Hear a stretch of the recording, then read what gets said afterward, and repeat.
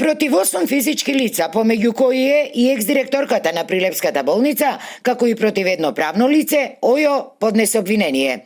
Според обвинителниот акт, директорката на болницата и уште тројца вработени во периодот од почетокот на 2022 до јули 2024 година противправно присвоиле пари доверени во службата и прибавиле значителна имотна корист во вкупен износ од 9.605.081 денар.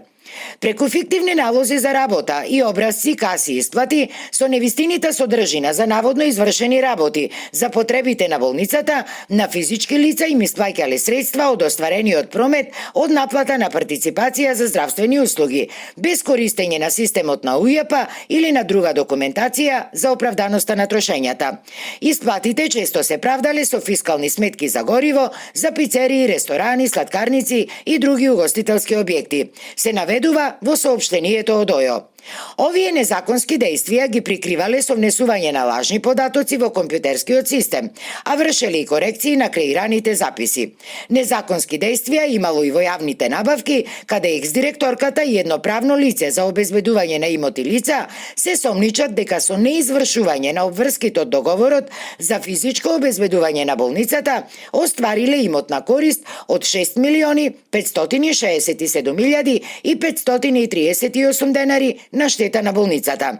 Иако ангажираната фирма не ги исполнувала обврските од договорот, се вршела фиктивна евиденција и услугите редовно им се исплаќале по доставените фактури, информираат од ОЈО.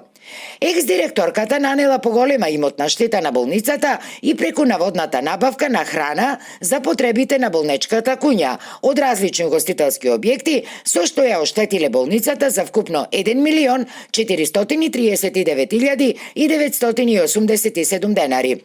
А во периодот од 2022 до 2024 година обвинетата вршела и неосновани исплати на додатоци за прекувремена работа на повеќе селективно избрани вработени, со што болничкиот буџет го оштетила за 1.850.895 денари, велат од ОЈО.